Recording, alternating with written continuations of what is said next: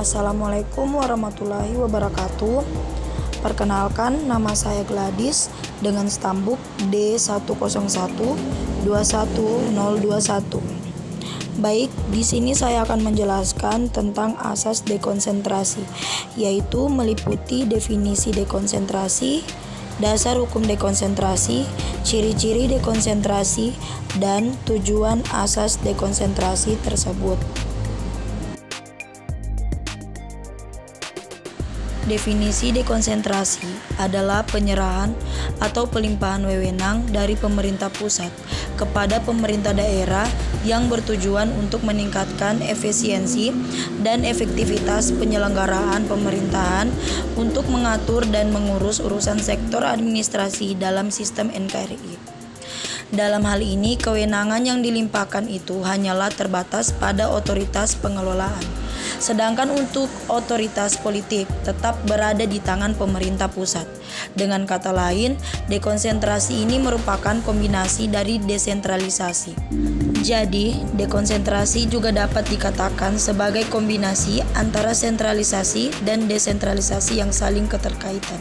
Pada pasal 1 angka 9 Undang-Undang Nomor 23 Tahun 2014, dekonsentrasi adalah pelimpahan sebagian urusan pemerintahan yang menjadi kewenangan pemerintah pusat kepada gubernur sebagai wakil pemerintah pusat, kepada instansi vertikal di wilayah tertentu, atau kepada gubernur dan bupati atau wali kota sebagai penanggung jawab urusan pemerintahan umum. Pada Permendagri Nomor 16 Tahun 2021, dekonsentrasi adalah pelimpahan sebagian urusan pemerintahan yang menjadi kewenangan pemerintah pusat kepada gubernur sebagai wakil pemerintah pusat, kepada instansi vertikal di wilayah tertentu, atau kepada gubernur dan bupati atau wali kota sebagai penanggung jawab urusan pemerintahan umum. Pengertian dekonsentrasi menurut para ahli. Pertama, Undang-Undang Nomor 32 Tahun 2004. Menurut Undang-Undang Nomor 32 Tahun 2004, dekonsentrasi adalah pelimpahan wewenang pemerintahan oleh kepada gubernur sebagai wakil pemerintahan atau sebagai instansi vertikal di wilayah tertentu. Yang kedua, menurut Mudrajat Kuncoro 2004, dekonsentrasi merupakan pendelegasian wewenang atas fungsi-fungsi tertentu kepada pegawai pemerintah pusat yang berada di luar kantor pusat. Yang didelegasikan dalam konteks ini adalah otoritas pengelola, bukan otoritas politik yang masih dipegang oleh pemerintah pusat.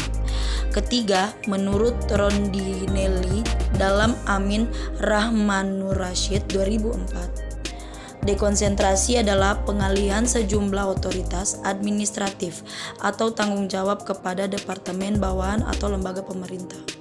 Keempat, menurut Walfer dalam Amin Rahmanur-Rasyid 2008, dekonsentrasi adalah pelimpahan suatu wewenang pada pejabat atau sekelompok pejabat yang diangkat oleh pemerintah pusat dalam suatu wilayah administrasi. Selanjutnya, dasar hukum dekonsentrasi, yaitu pertama, Peraturan Pemerintah Nomor 106 Tahun 2000. Dasar hukum ini mengatur tentang pertanggungjawaban dan pengelolaan keuangan pada implementasi dekonsentrasi maupun tugas pembantuan. Dan yang kedua, Peraturan Pemerintah Republik Indonesia Nomor 39 Tahun 2001. Dasar hukum ini mengatur tentang penyelenggaraan dekonsentrasi secara umum. Selanjutnya, ciri-ciri dekonsentrasi. Pertama, pelimpahan suatu wewenang yang dapat dilakukan secara vertikal.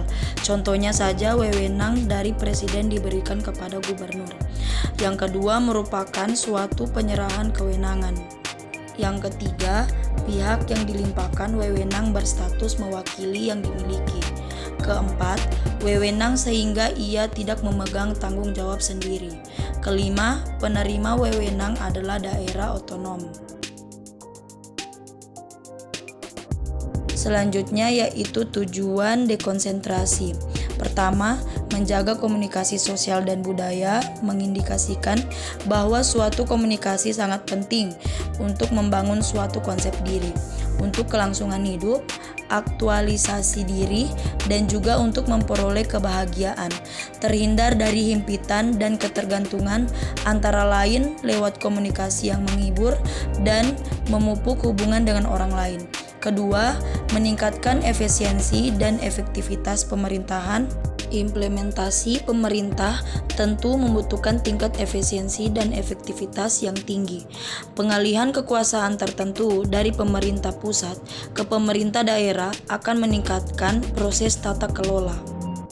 Ketiga, yaitu menjaga keharmonisan pembangunan nasional, salah satu bentuk keterbukaan informasi untuk meningkatkan hubungan pemerintah desa dan masyarakat agar lebih harmonis, baik dalam bidang pembangunan, perencanaan maupun pola kehidupan sosial. Keempat, menjaga keutuhan NKRI, pembangunan ekonomi dan infrastruktur yang adil di setiap daerah adalah bentuk keadilan sosial yang harus dilakukan oleh pemerintah pusat. Dengan cara ini, tidak akan ada perbedaan sosial antara daerah yang pada akhirnya akan menjadi integritas negara kesatuan Indonesia. Dan yang kelima, yaitu pengelolaan pembangunan dan pelayanan umum, pengembangan dan layanan untuk kepentingan umum sangat penting untuk administrasi pemerintahan di satu negara. Oleh karena itu, akan lebih mudah bagi pemerintah daerah yang bertanggung jawab atas sektor administrasi untuk melaksanakan administrasi dan pelayanan untuk kepentingan umum. Baik, itulah tadi materi tentang asas dekonsentrasi. Cukup sekian dari saya. Wallahu musta'an. Wassalamualaikum warahmatullahi wabarakatuh. Terima kasih.